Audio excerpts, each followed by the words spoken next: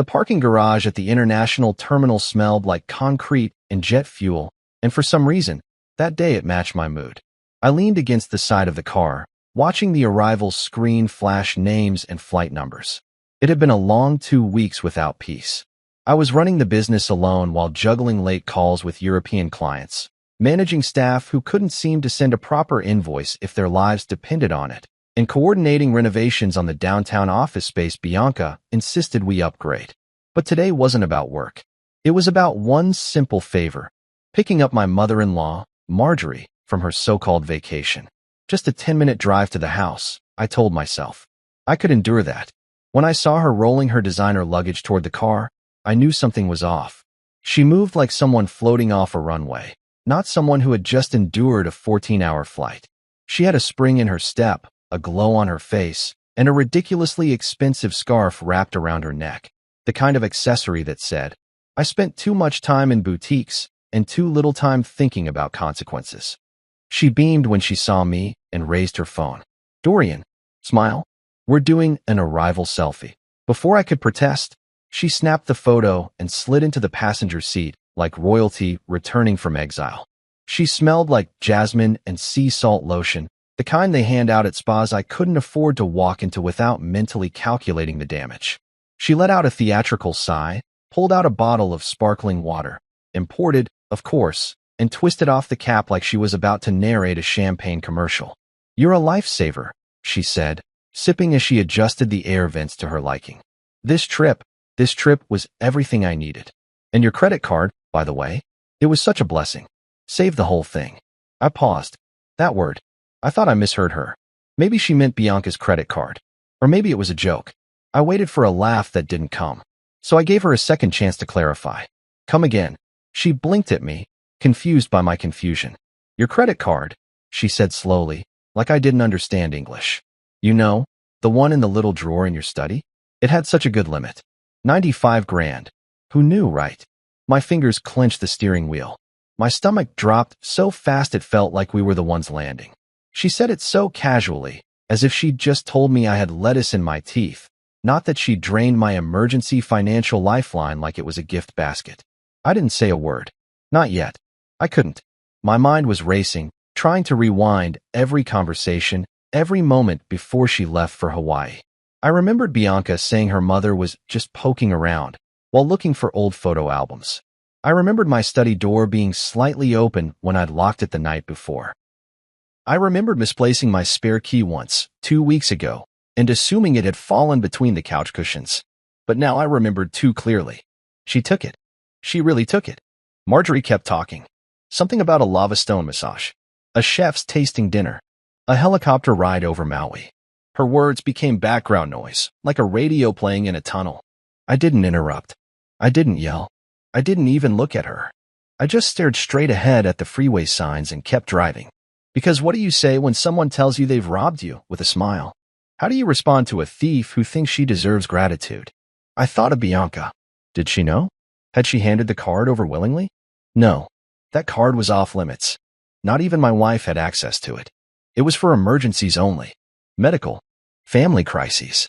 It was linked to an international account I barely touched, and even then, only for business or long-term investments. And now, apparently, for spa days and shopping in Honolulu.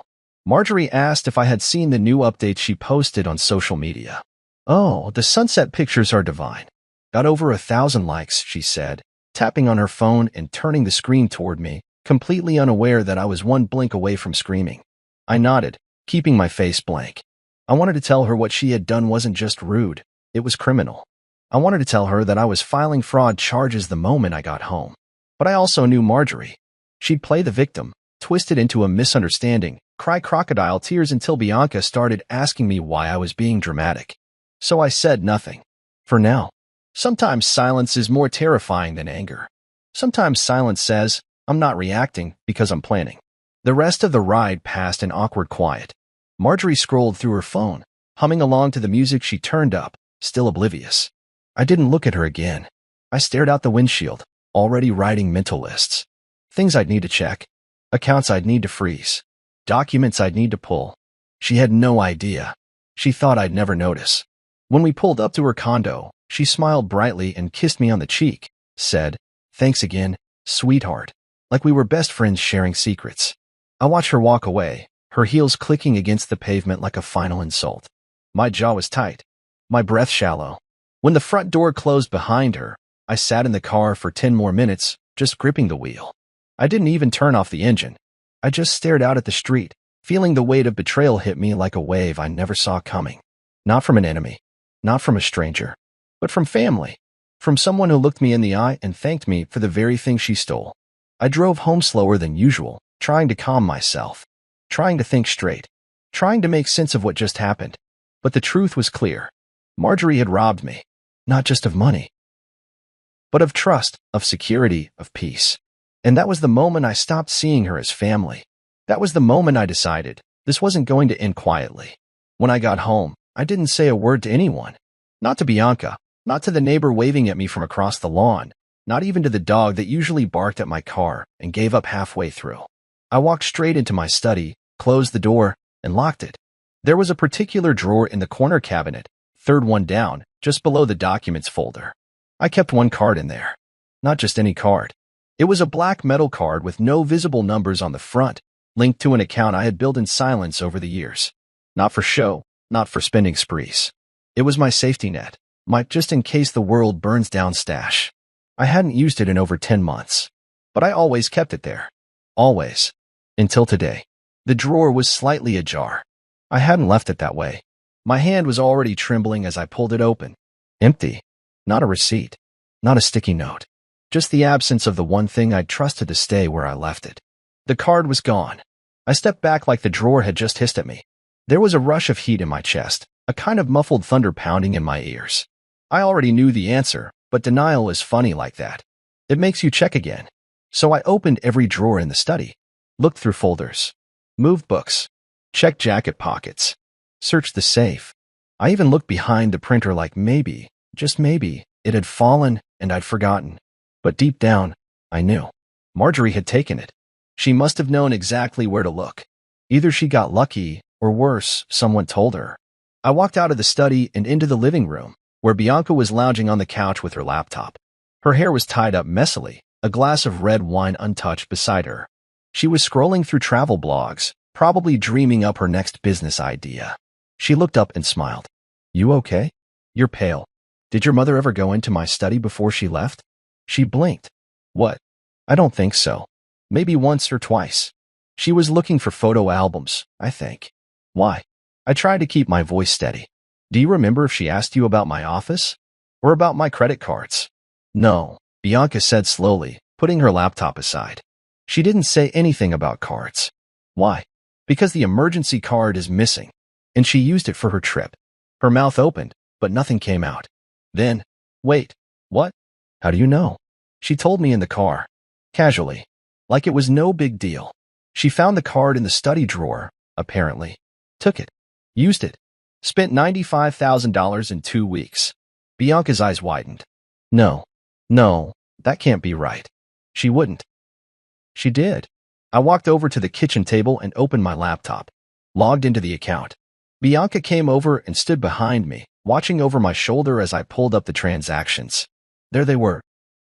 First-class flights to Honolulu, charges at resorts, expensive restaurants, high-end spas, boutique stores, jewelry, $6,500 at one place alone.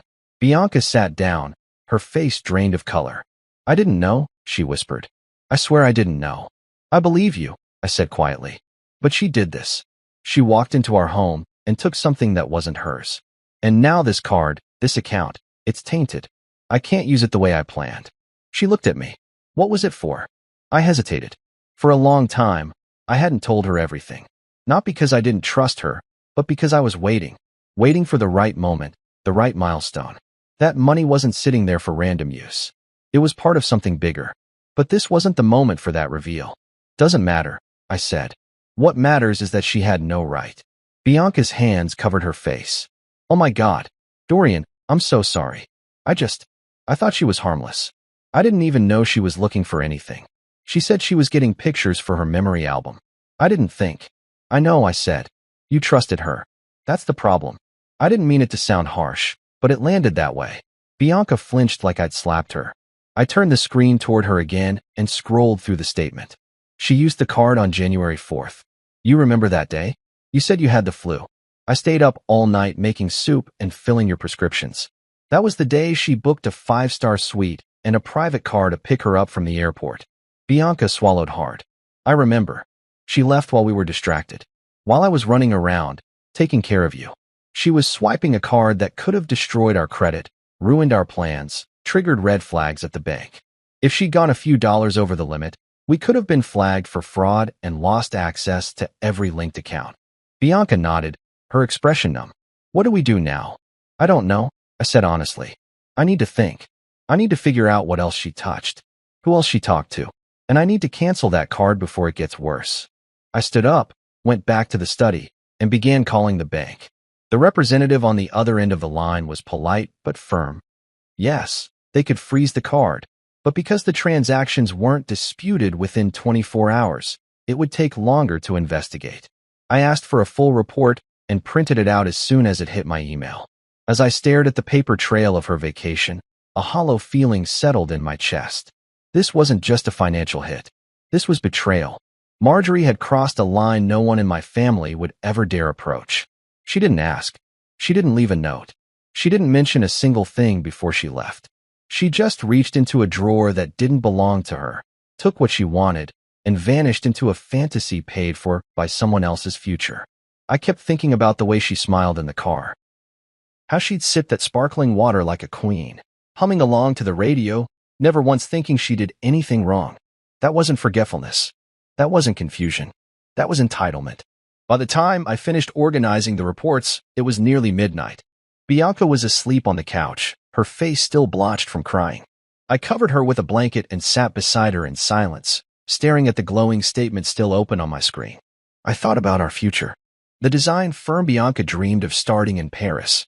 The one I had been secretly preparing to fund. The one that now seemed further away with every dollar Marjorie had spent. I reached over, shut the laptop, and sat back. She thought I wouldn't notice, but I did. And that changed everything. It started with a vibration, then another, and another. I rolled over in bed, barely opening my eyes, and reached for my phone. It was only 6:17 a.m., and the screen was already lit up with missed calls. The same number over and over again, and a name I didn't want to see. Marjorie. The count read 24 missed calls from her since midnight. My first instinct was to put the phone on silent and toss it under the pillow. But I didn't. I just stared at the screen like it owed me an explanation. What could she possibly want now? Hadn't she stolen enough? I got up, walked into the kitchen, and made coffee. No one else was awake yet. Bianca was still asleep in the bedroom, her sleep uneven ever since I confronted her about the card. She cried that night. Not in a dramatic way. Just quiet tears she tried to hide by turning away. I didn't comfort her. Not because I didn't care, but because I didn't know how to. Not yet. The calls kept coming. By the time I sat down with my coffee, the number had climbed to 37. I finally turned my phone off. By midday, after meetings and 2 back-to-back video calls with European clients, I turned it back on. I'd half hoped she would give up, maybe disappear for a while. But she hadn't. She'd left voicemails. Lots of them. I clicked play. Dorian, sweetie. I didn't mean for this to spiral out of control. Just call me. We need to talk. Next. I thought you were generous. I really did. I thought you cared about your family. Next. You're blowing this out of proportion. It was just a card. A card you don't even use. Next. This is why Bianca never feels supported. You've always been so cold. Next. I'm your mother-in-law. You should be protecting me. I've had a really hard life. You owe me. That last line nearly made me drop the phone. I owed her? No apology. No admittance. Just manipulation dressed up in whiny tones and cheap sentiment. Every voicemail reeked of guilt tripping, as if she was the one who had been wronged. Not me. Not Bianca. Not the savings she burned through like a wildfire in designer heels. I didn't call her back. I didn't text. I just blocked her. But Marjorie wasn't done. By the next day, she had messaged Bianca instead. I didn't see the full thread, but I caught part of it when Bianca tossed her phone on the table, looking half sick and half furious. She said she thought you offered the card, Bianca muttered. I raised an eyebrow. Offered. Bianca shook her head. She said you left it out on purpose, like a gift. She said she took it as a sign of goodwill, that you were finally accepting her as part of the family. I laughed. Not because it was funny, but because the audacity was so high it left me speechless. So, what? I left it in a drawer, and that means it was hers to use. She's grasping. She's embarrassed. She thinks she can spin it. She can't spin numbers, Bianca. That's $95,000 of hard proof. Bianca ran a hand through her hair and leaned against the kitchen counter. She said she didn't know it was that kind of card. She thought it was one of your business perks cards. She thought wrong, I said, standing up. And now she wants pity? For what being found out? Bianca didn't argue. That's how I knew she finally saw it. The truth. But Marjorie wasn't done with her campaign. 2 days later, a letter arrived. Handwritten. Folded neatly inside a pink envelope. Scented, of course, with some overpriced perfume. The handwriting tried to look elegant, but the words were messy. Panicked. She started with the classic, "You're overreacting," followed by a full paragraph about how money is just a tool, not a weapon, and how she had only wanted to give herself the healing she never received as a young woman. She even included a printout of an article about wellness vacations and how they're vital for women over 50 to reclaim their joy. Bianca read it with me. Halfway through, she said, she still doesn't get it. She never will, I replied, because Marjorie's worldview was built on entitlement. She didn't see what she did as theft. She saw it as redistribution, as if my hard work, my private account, my future plans were all part of some unspoken inheritance she had every right to dip into. I wasn't angry anymore. Not in the way I was at first. I was past anger. I was calculating now. Quiet. Measured. Resolved.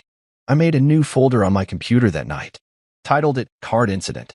I began collecting documents, account statements, screenshots of her messages, timestamps of voicemails. I wasn't planning a lawsuit. Not yet. But I wanted the trail in case she tried to twist the narrative further. Because people like Marjorie don't just stop. They adapt. They rewrite stories. And I wasn't going to let her rewrite mine. Bianca was more silent than usual during dinners. I didn't blame her. This wasn't just about money.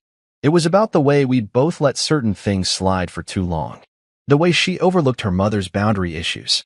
The way I avoided conflict to keep the peace. We were both guilty of staying quiet too long. But now, the silence had been replaced with walls. Walls between me and Marjorie. And slowly, between me and Bianca. That night, Marjorie left me one last message, this time from a different number. You know what hurts the most, Dorian? That after everything I've done for Bianca, after everything I've sacrificed, this is the thanks I get? You treating me like a thief? Like some criminal? I'm not a bad person. I just needed a little joy in my life. You could have helped. But instead, you blocked me. That's cold. That's cruel. I hope you feel good about yourself. I deleted it. No reply. No comment. That's the thing about people like her. They don't want to fix the damage. They want to be absolved without changing a single thing. But this wasn't going away. And I wasn't letting it slide. Not this time. I don't know what was worse, what Marjorie did, or how long Bianca tried to defend her. It started subtle, like most denial does. At first, Bianca didn't speak about it much. She'd glance at her phone when it buzzed with another message from her mother, sigh quietly, then set it down like it was someone else's problem.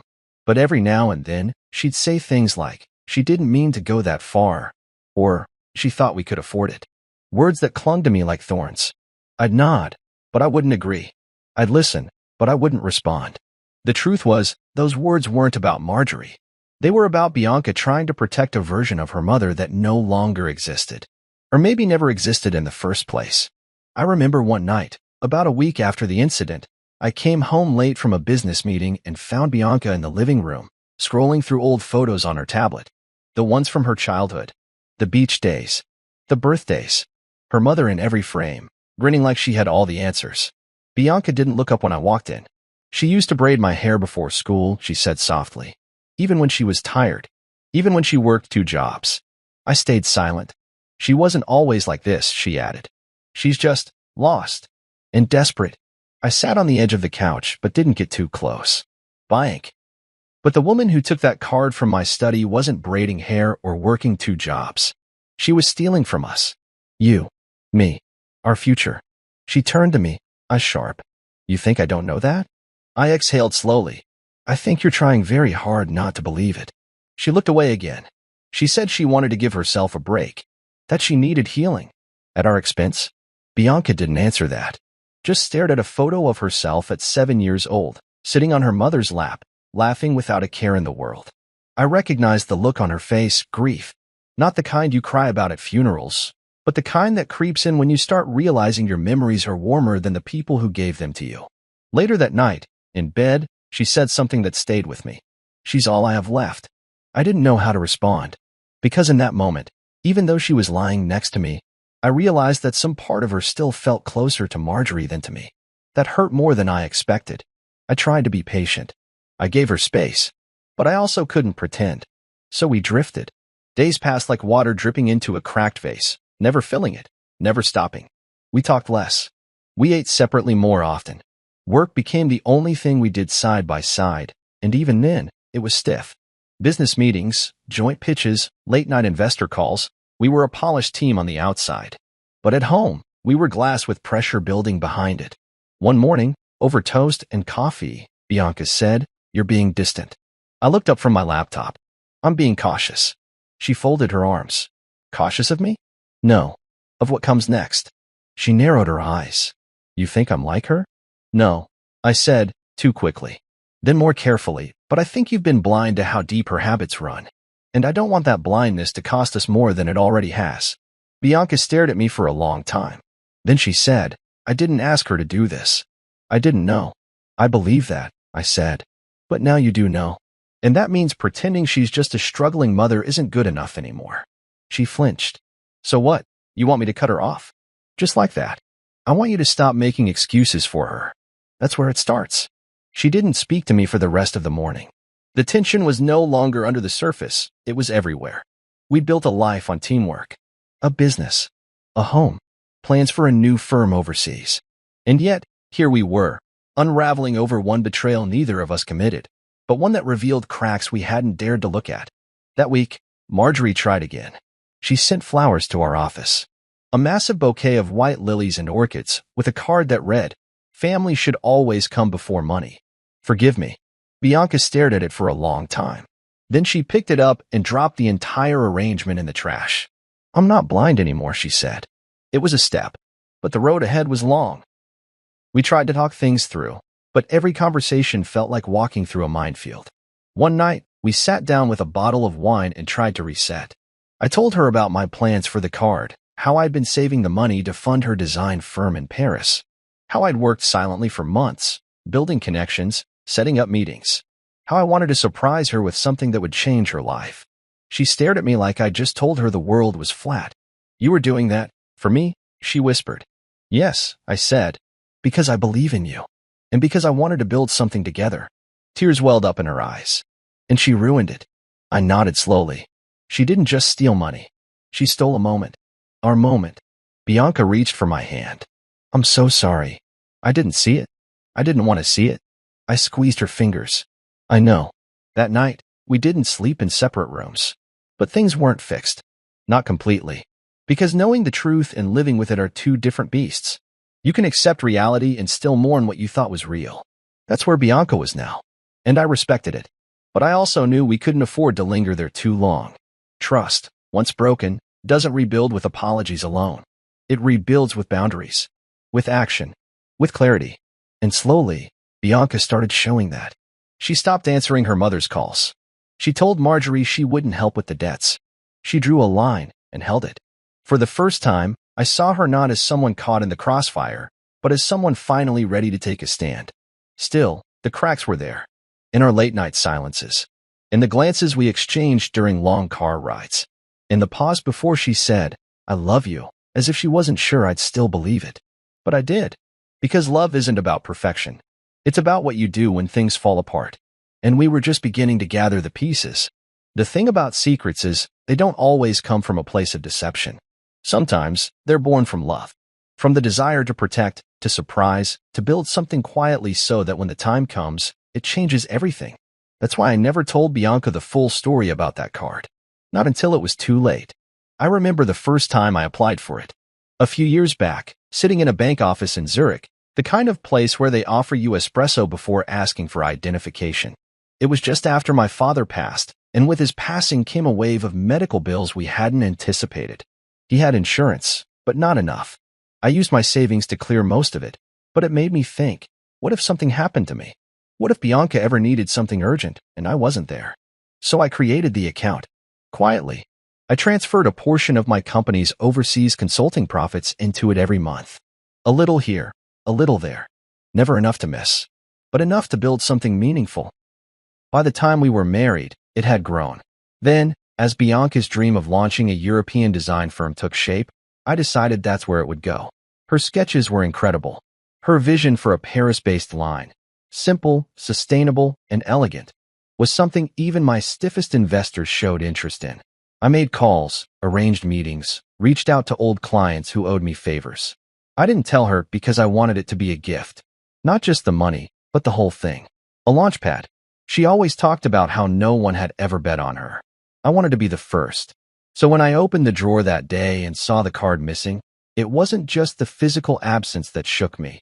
It was the symbolic collapse of everything I had been building for her, for us. Bianca didn't know any of this. Not until we sat down that evening, after Marjorie had tried to send yet another apology in the form of a ridiculous fruit basket and a note that read, "Can we move on?" I poured 2 glasses of wine. She noticed something in my expression right away. "You're holding something back," she said, her voice quiet. "I am," I replied, "but I'm ready to tell you now." She put her phone down and turned to me completely. "I didn't just save that card for emergencies," I began. "It was never just a rainy day account. It was for you." Her brows furrowed. "For me? For your firm? For Paris? I was going to surprise you. I've been working on this for over a year, quietly. Saving, setting up international contacts, building a small investor group to back your launch once the designs were finalized. That money was our entry point." She looked stunned.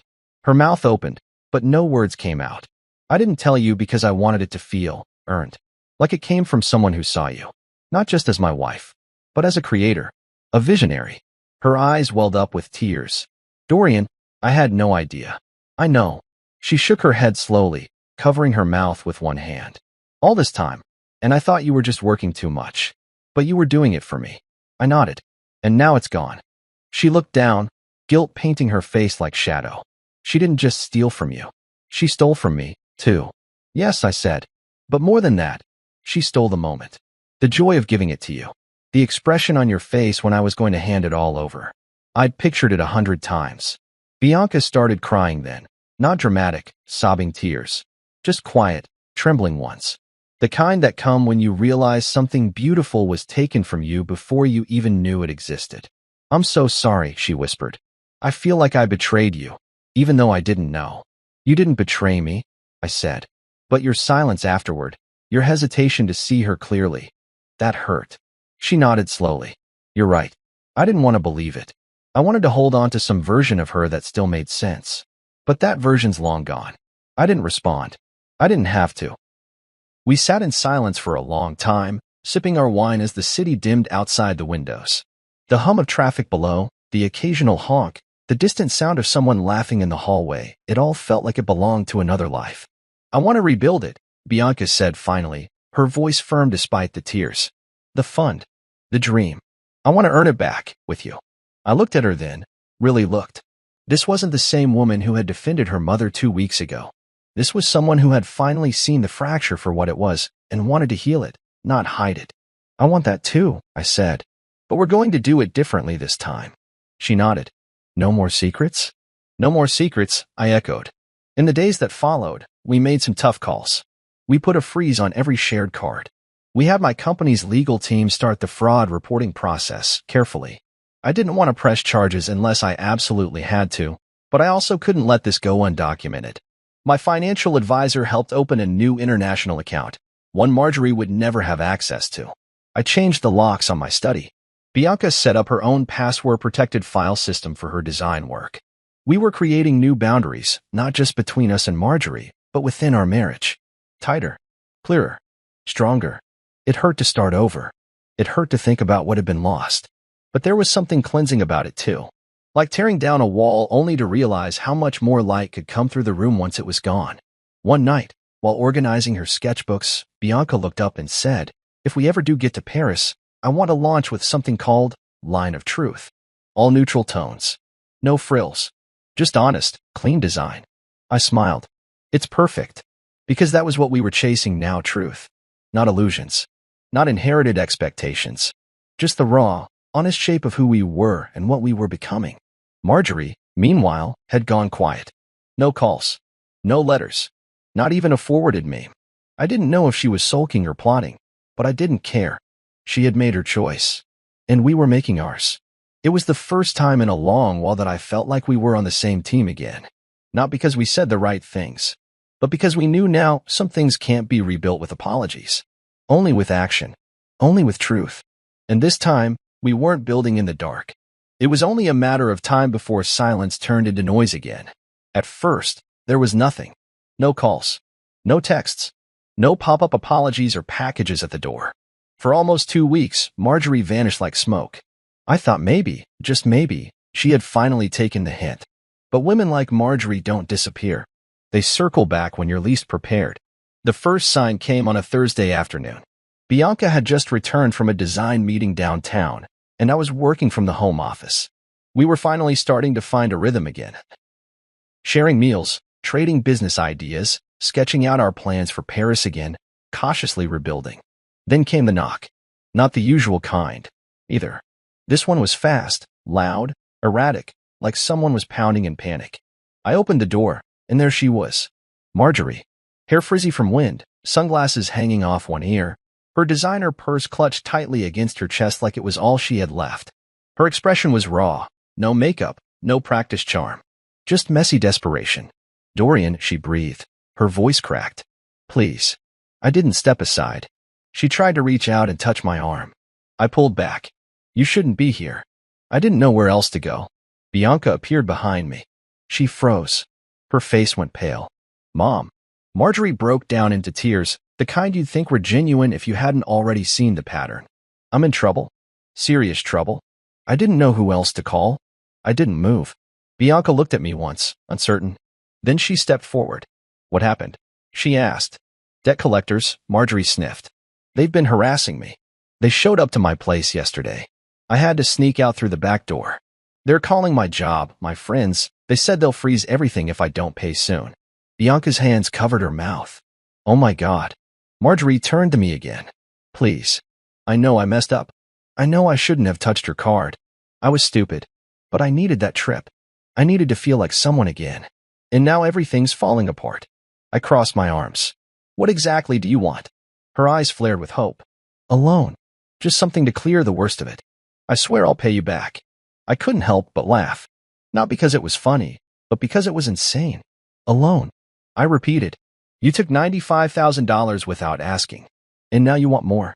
I'll sign a contract, she said quickly. Anything. Just help me out of this hole. No. Her mouth fell open. What? No. I repeated. Not a dime. Not a cent. She looked to Bianca now. Honey, you wouldn't let me end up on the street, would you? Bianca was trembling. Her voice barely came out. You already emptied the account meant for my company. You stole from my husband. You lied to me. You broke into our home. I didn't break in. You took a key I didn't give you, Bianca snapped, voice rising. You went into his private study. You used his name. And now you want more. Marjorie started sobbing again. I didn't know it would go this far. You always say that, Bianca said. I was proud of her in that moment. Really proud. Because this time, she didn't soften. She didn't offer tissues or apologies. She stood her ground. We asked her to leave. She begged. She cried. She knelt. Yes, actually knelt on our front porch. But we didn't budge. Eventually, she stood, smoothed her hair, and muttered something under her breath as she walked away. I didn't catch the words. I didn't want to. That night, we sat in silence for a long time. Neither of us ate dinner. Neither of us turned on the TV. We just stared out the window, like we were waiting for a storm that had already passed. I feel like I don't know who she is anymore, Bianca whispered. I think you do, I said gently. Now you're just starting to believe it. The following week, the phone calls started again. This time from unknown numbers. Sometimes they were silent. Other times, there was a man's voice on the other end asking if Marjorie lived at this number. Sometimes, they hung up the moment we answered. We changed our phone numbers. Switched our home security system. I even installed a new camera over the porch and had the locks changed again. Then came the documents. One morning, a courier arrived with a thick envelope. I signed for it, thinking it was business-related. Instead, it was a file folder stuffed with overdue credit notices. At least 7 different financial institutions. Some were small, predatory lenders. Others were major banks. Marjorie had borrowed from everyone. And now, they were circling. Some of the paperwork even listed Bianca as an emergency contact. One had my name in a reference field. We were never co-signers. But I realized Marjorie had probably been listing us for years as safety nets. And now that her web of lies was collapsing, we were the final names standing. Bianca spent that afternoon in bed. She didn't cry. She just stared at the ceiling, arms folded, as if her body was trying to shut down from the emotional weight. She was supposed to leave the house to me one day, she said blankly. She used to say, "When I'm gone, this will be yours." I didn't respond. But now it's mortgaged to the teeth. I called the title office. It's scheduled for foreclosure next month. I sat beside her, unsure what to say. She sold the future she promised me, she added. She sold your peace of mind, I said. The version of her you thought still existed. She finally turned her head to me. Do you think people like her can change? I thought about it for a while. No, I said softly. I think people like her only change when they hit bottom. But she's not interested in change. She's interested in survival. There's a difference. Bianca closed her eyes. We didn't speak again that night. Over the next few days, word spread. We learned from a neighbor that Marjorie had borrowed money from several people on the block. Some gave her cash. Others gave her rides. She promised she'd pay them back after her investment trip to Hawaii. It was all part of the same game. Marjorie didn't just hurt us financially. She hurt us socially, reputationally, and most of all, emotionally. Because when someone close to you treats your generosity like an ATM, it doesn't just drain your wallet. It drains your ability to trust, to give, to believe in the best in people. Eventually, Bianca wrote her a letter. It was only a few paragraphs long, firm, cold, but not cruel. She told her mother that until she paid back every cent, there would be no further contact. No calls, no visits, no help, not even holidays. It broke my heart to see her slide it into an envelope. But I knew it had to be done. Because family ties aren't supposed to be financial nooses. And we had both been choking for too long. I agreed to meet her one last time. Not for closure. Not for peace. I already knew there would be none of that. I agreed because I needed her to see what she had done, not just to me, but to Bianca, to our future, to the life she claimed to care about, yet burned without a second thought. The hotel she chose was one I recognized from the bank statements. A 5-star property downtown. That irony didn't escape me. The same place she'd used my card to sip mimosas and brag to staff about how her son-in-law wanted her to relax. Now she couldn't even afford a cup of coffee in its lobby. I arrived 10 minutes early, not because I was eager, but because I didn't want to give her the satisfaction of waiting for me. I chose a table near the window, where I could watch the street, the traffic, the normalcy of people passing by, lies untouched by the mess I was about to confront. When she finally walked in, I barely recognized her. Gone were the oversized sunglasses and spade glam. She was in sandals, worn, cracked, the kind people keep just in case they ever need to run out in the rain. Her pearl necklace was still around her neck, but it looked out of place now, like it belonged to someone else. Someone richer. Someone more innocent. Dorian, she said, sliding into the seat across from me without asking. Thank you for coming. I nodded, pulled out the folder I brought with me, and placed it on the table. Neatly, quietly. She eyed it like it might explode. I don't need a lecture, she started. This isn't a lecture, I said calmly. This is documentation. She exhaled. What kind of documentation? I opened the folder. A spreadsheet. Printed, bolded, highlight. $95,243.11. I triple-checked. Marjorie's mouth opened slightly. You kept track? It wasn't hard, I replied. Fraudulent charges stand out, especially when they're made by someone who didn't even try to hide it. She swallowed. It wasn't fraud. I didn't forge your name. I just borrowed it. I stared at her. That's not how borrowing works. She shifted in her seat. I know it looks bad, but I was planning to pay it back. With what? She hesitated. I had plans. A few deals. A friend said she could get me into some real estate flips. It was all going to work out. I just needed a boost. A launch. I nearly laughed. Not because it was funny, but because it was pathetic. You didn't just need a boost, Marjorie. You needed a parachute. And you decided to pull it out of my account. She looked down at her hands. I made a mistake. No, I said, voice steady. You made a choice. There's a difference. She wiped at her eyes. No tears yet. Just the performance warming up. I slid another paper across the table. This is a notice from my credit agency. A claim has been filed. They've opened an investigation. It's not a police matter, yet. But if I choose to escalate it, it can be. Marjorie's head shot up, panic spreading across her face like ink on a napkin. You wouldn't. I would, I interrupted. Because you forged authorization. You took my property. You lied. You embarrassed Bianca. And now you're asking for mercy like this is a misunderstanding. Her voice cracked. She's my daughter. And you broke her, I said coldly. You broke her trust. You broke her belief in you. She's not even angry anymore. She's grieving. Marjorie's bottom lip trembled. I didn't mean for things to spiral. I just wanted. You wanted to feel important again. Special. Rich. And you thought no one would notice. Her hand reached across the table. I didn't move. I'm not the villain you think I am, she whispered. I got lost along the way. I'm not your therapist, I said, pulling the folder back. And I'm not your lifeline anymore. Her face hardened for a moment. I saw it. That flicker of resentment behind the desperation. The old Marjorie. The one who thought charm and guilt would always save her. I raised her alone, she said, voice sharp now. You think I had it easy? I gave up everything for her. And now she's sitting in some penthouse with you judging me. She's not judging you, I replied. She's protecting herself. For the first time in her life. Marjorie's eyes darkened. You turned her against me. No, I said softly. You did that all by yourself. The silence that followed wasn't awkward. It was absolute.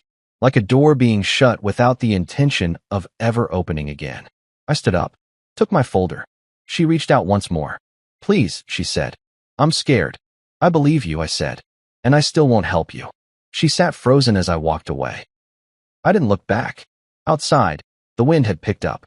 The sky was gray and sharp, like it couldn't decide whether to rain or not. I stood at the edge of the sidewalk and took a breath. The weight in my chest hadn't vanished, but it had shifted.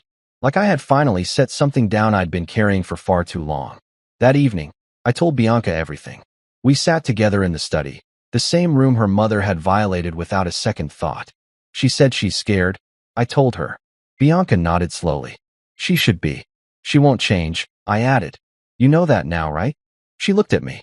Yeah, I know. We didn't speak after that. Not because we didn't want to, but because nothing needed to be said. Later that night, Bianca slid a small photo album onto my desk.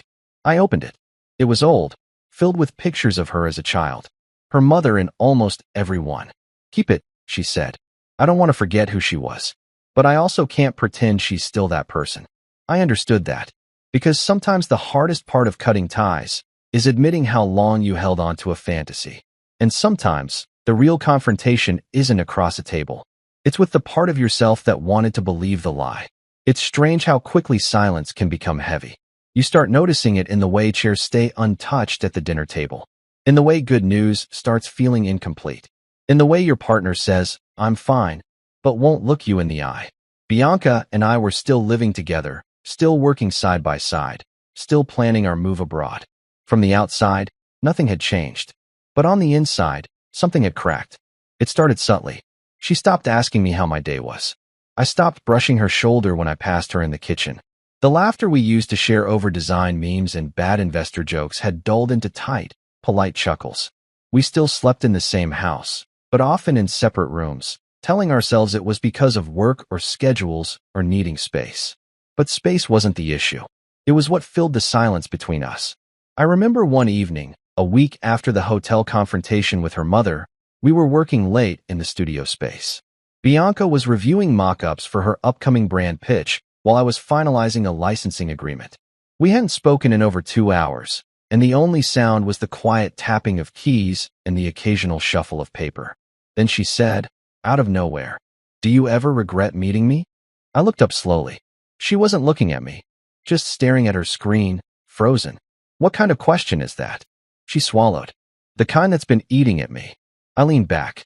No, I don't regret you. But you regret her, she said softly. And I'm part of her, Dorian. Whether you like it or not. I stood, walked over, and sat across from her. You're not your mother. Maybe not. But I defended her. I let her manipulate me. And even now, I'm still trying to understand her. When maybe I should have shut the door a long time ago. I didn't answer right away. Because the truth was, I had been asking myself questions, too. About trust. About love.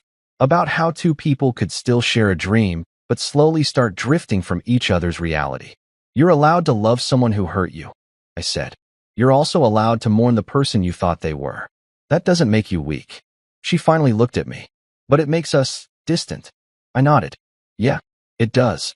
That was the first honest conversation we'd had in days. And yet, when we went to bed that night, we slept facing opposite directions. No touch. No words. Just the echo of that truth between us. The move to Paris, once a shared fantasy, now felt like a task we were executing instead of a dream we were chasing. Contracts were signed. Logistics were arranged. Visas were processed. But the emotional glue that once made it exciting had thinned. Our partnership became mechanical. Efficient. Two professionals making progress. But not two lovers making memories. Sometimes I'd catch her watching old videos on her phone. Clips of us touring fabric markets in Italy, laughing about who could name the most colors without saying blue. Back then, her eyes lit up with possibility. Now, when I looked at her, I saw something dimmed. Not gone. Just guarded. One evening, I walked into the living room and found her curled up on the couch, wine glass untouched on the table beside her. She looked exhausted, not physically, but spiritually. I talked to the realtor today, she said without looking at me. Mom's house is officially on the market. I sat across from her. I thought it was already in foreclosure. It is, she replied. But she's trying to sell before it hits auction. She's living in a motel now. Blames me, of course. I stayed quiet. She told her friends I poisoned her daughter against her. That I chose a man over my own blood. She said that. Bianca nodded, eyes welling. But she doesn't get it. It's not about choosing sides.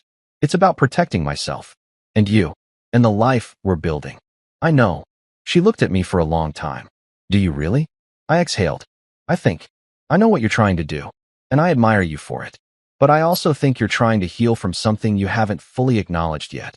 She looked confused. What do you mean? You're grieving the mother you thought you had. But you haven't let go of her yet. Not completely. And until you do, you'll keep trying to fix something that was never your fault.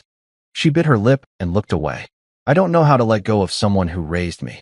You start by realizing that love doesn't always mean access, I said gently. And forgiveness doesn't mean reentry. Her chin quivered, but she didn't cry. We sat there for a while. No music, no TV, no distractions. Just two people sitting in the aftermath of everything that had happened. Eventually, she whispered, I don't know who I am without her. You're someone stronger, I said. Someone kinder. Someone who didn't let the damage pass down. Her eyes finally met mine. And us. I hesitated. We're still here. Still standing. But we need to rebuild, Bianca. Not just the plans. Us. She nodded slowly. Then let's start. We didn't have some dramatic kiss or sweeping romantic moment. No overnight fix. But that conversation marked a turning point. Not a resolution. A beginning. In the days that followed, we took small steps. We started sharing breakfast again. Laughing carefully about old stories. Talking more. Arguing less. We went to a jazz show one night, something we hadn't done since our early dating days. She wore a simple black dress. I wore the blazer she once called my charm armor. We didn't talk about her mother, her money, or Paris. Just music. And memories. For 3 hours, we felt like us again. Not completely, but enough. Because cracks in a foundation don't always mean the building collapses. Sometimes they're reminders, warnings, signs that it's time to reinforce what matters. And what mattered still was us. The for sale sign went up in front of Marjorie's house on a rainy Tuesday. I didn't know until I drove by on the way to a client meeting. It stopped me in my tracks, literally. I pulled the car over across the street and just stared at it from behind the windshield, watching the rain bead down over the bold red letters like tears on glass. It was the house Bianca grew up in. The house I'd visited for the first time when we were still dating, where I sat nervously in the kitchen while Marjorie asked if I was serious about her daughter, over meatloaf and wine that tasted like vinegar. It was the house where Bianca used to sneak in her high school sketchbooks and hide them in a shoebox under her bed because Marjorie thought art was a waste of time. And now it was being sold. Correction, it was being sold to cover the hole her mother had dug beneath it. The moment I walked through the front door later that evening, Bianca already knew I'd seen it. "It's real now, isn't it?" she said, her back to me in the kitchen. I nodded slowly, dropping my keys onto the counter. "She called again," she added, stirring a pot of pasta sauce. I didn't answer. Good. I read the voicemail, though. I sighed. "Bianca." She said she's losing everything, and that it's not too late for us to help. I walked over and gently turned the stove off. She looked at me then, tired. Not physically, but the kind of tired that sits in your bones. The kind that comes from letting go of someone over and over again. "I don't want to feel this guilty," she whispered. "But I do." "You're not guilty," I said. "You're grieving." "That's different." She leaned into me then, her forehead against my shoulder. "I used to dream about raising our kids in that house. Fixing it up. Passing it down." "I know," I said, resting my hand gently on the back of her neck. "But now it's just gone." I didn't have any words to make it better. I knew better than to try. A few days later, Bianca asked if we could visit the house one last time. "Just to say goodbye," she said. I wasn't sure if that was a good idea, but I didn't stop her. We drove there on a quiet Saturday afternoon. The sky was clear this time, and the air felt strange, like the calm before a storm that already passed. We parked across the street and sat in silence for a while. The yard was overgrown. The once white fence had faded to gray, but the porch still had the same wind chime that used to keep Bianca up at night when she was a teenager. She got out first. I followed.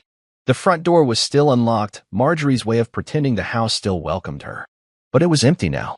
Most of the furniture had been sold or taken. The pictures were gone. The walls were bare.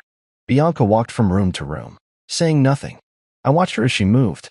She ran her fingers along the railing of the staircase, opened a closet door like it still held secrets, stood in the hallway outside her old bedroom, frozen. "She used to come in and sit on the edge of my bed after a fight," she murmured. "She'd bring me tea, not to apologize, but just to pretend like everything was fine." I stayed by the door. "And did it work?" Bianca smiled faintly. "Sometimes. When I was young, I used to think that was love. Just showing up after the damage was done." She stepped inside the room and knelt by the window. "This was where I decided I'd never raise my kids the way she raised me," she said. "And yet, here I am, 33, still untangling the mess." I crossed the room and knelt beside her. "You're not her."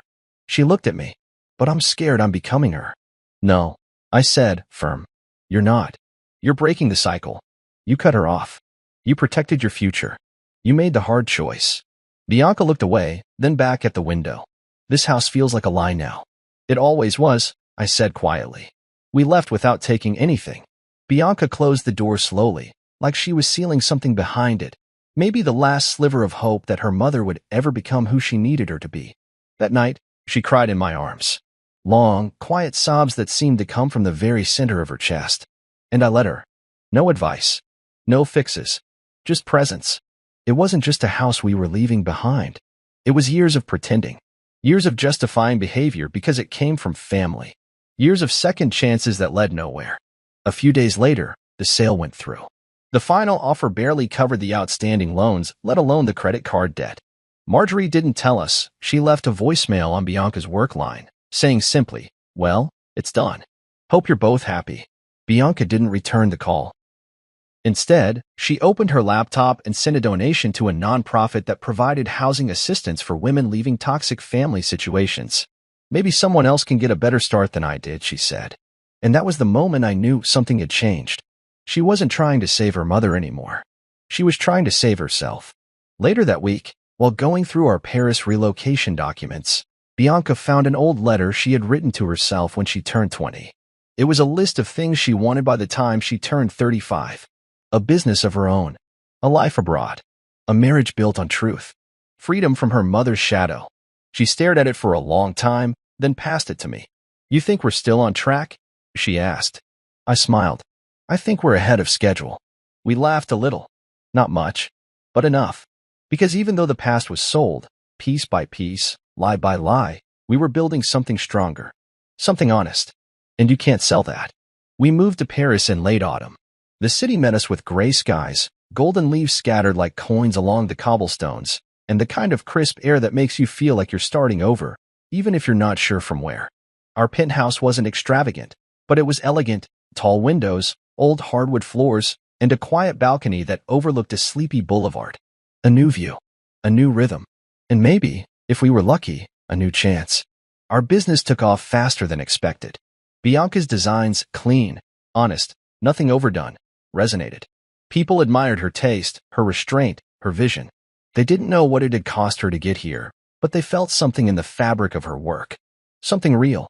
We worked together again. Efficient, productive, grateful. We shared ideas over morning coffee, sketched at midnight, hosted clients on our terrace. On paper, we were exactly where we wanted to be. But even in Paris, silence can travel. There were nights when I'd wake and find Bianca sitting in the living room, staring out at the rooftops, wrapped in a blanket, phone in hand but never dialing. I knew she was thinking about her mother. Not because she missed her, but because silence, when stretched too long, starts to echo. She never talked about it. And I never asked. Until one night, several months into our new life, I found her outside on the balcony with a glass of wine, eyes glassy, back turned to me. "She emailed me today," she said softly. I stepped out beside her. What did it say? She passed me the phone. It wasn't long. "I hope Paris is everything you dreamed of. I'm not angry anymore. Just tired. I don't know who I am without your voice in my life. But I'm glad you're doing well. I really am." No request. No manipulation. Just quiet, brittle words. I handed the phone back. "Are you going to respond?" "I don't think so," she said. "I think I've said everything I needed to say. Just not out loud." We stood there in the silence that followed. But this time, it felt different. Not a wedge. Not a wall. Just stillness. A stillness earned. I looked out over the streetlights flickering below, the hum of scooters and late-night conversations drifting upward like smoke. I thought about that car ride months ago. The ride from the airport. The moment everything shifted. When Marjorie took a sip of sparkling water, smiled, and told me with zero shame that my credit card had made her $95,000 dream vacation possible. That was the moment I realized how much silence could cost. Because I didn't yell. I didn't scream. I didn't accuse. I drove. I smiled. I let her hum to the radio. And I stayed quiet while she picked my pocket clean. I thought I was being the bigger person. Thought I was staying composed. Professional. Calm. But in that moment, I had given away something more valuable than the money: my voice. My reaction. My right to draw a boundary. Sometimes silence is a kind of weapon. Sometimes it's armor. And sometimes it's a slow bleed. For weeks after that drive, I stayed silent. With Bianca. With myself. I didn't want to break anything. Didn't want to cause a fight. But the silence did the breaking for me. It widened the cracks. Let the damage spread beneath the surface until it became too big to ignore. Eventually, I did speak. Eventually, we confronted it all. Her mother. The theft. The blind spots. The foundation we thought was strong but wasn't. And somehow, from that rubble, we rebuilt. But I've learned something since then. Silence might look like peace from the outside. But if it's rooted in fear, it's just the beginning of a storm. One day, while walking along the Seine, Bianca and I passed a young couple arguing in French. They weren't yelling, but they were intense, hands flying, voices low and urgent. It reminded me of us, once. All the things we hadn't said in time. "They'll be okay," Bianca said, watching them. "You think so?"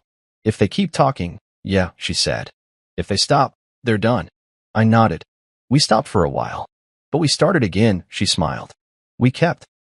Every piece was inspired by something lost, an old childhood memory, a house left behind, a future that almost didn't happen. At the end of the show, a reporter asked her what the title meant. She smiled, looked over at me, and said, "It means nothing is truly gone until you stop believing it can be rebuilt. We don't get back what we lost, but we can build something different. And sometimes, that's even better." After the crowd thinned out, we stood alone in the gallery, surrounded by soft lighting and swaths of neutral-toned fabric that danced like ghosts from the ceiling. "You never told me how much you hated me that week," she said. I looked at her. "I never hated you. But you felt betrayed." "Yes," I admitted. "But I also understood." She nodded. Sometimes I still hear her voice in my head, telling me I'm selfish, ungrateful, cold. What do you tell it? I tell it she doesn't get to live in Paris, she smirked. We both laughed. That night, we walked home hand in hand. It wasn't a perfect ending, but it was ours. Because here's the truth no one tells you about betrayal: it doesn't always come with a bang. Sometimes it whispers. Smiles.